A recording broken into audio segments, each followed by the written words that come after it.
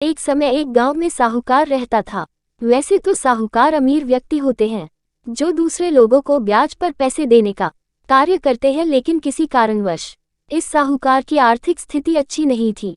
आर्थिक स्थिति अच्छी नहीं होने के बाद भी साहूकार व उसकी बेटी धार्मिक कार्यों में संलग्न रहते थे। उस साहूकार की बेटी प्रतिदिन सुबह उठकर स्नान इत्यादि करके पीपल के पेड़ को पानी देने जाया करती थी। सौभाग्य से उसी पेड़ पर माँ लक्ष्मी का भी वास था।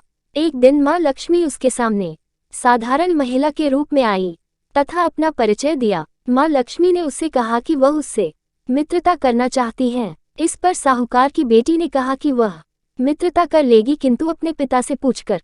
ये कहकर वह अपने घर चली गई तथा अपने पिता को सारी बात बताई। उसके पिता ने उस महिला से मित्रता करने के लिए हामी भर दी। अगले दिन जब वह पुनः उस पीपल के पेड़ को पानी देने गई तब उसे वही महिला पुनः दिखी। उसने उनसे मित्रता कर ली।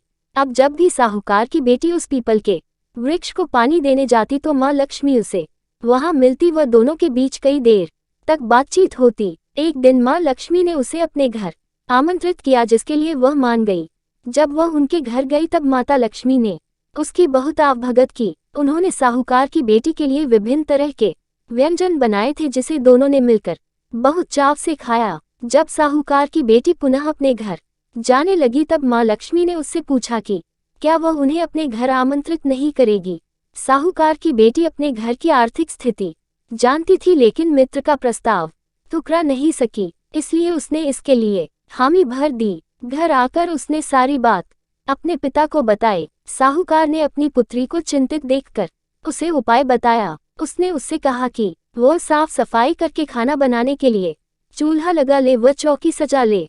इसके साथ ही 4 बत्ती के मुख वाला दीपक जला ले तथा माँ लक्ष्मी की आराधना करे। उसने अपने पिता के कहे अनुसार वैसा ही किया तथा माँ लक्ष्मी की आराधना करने लगी। तभी आकाश में एक उड़ती हुई चील आई, जिसके पंजों में रानी का नौलखा हार था।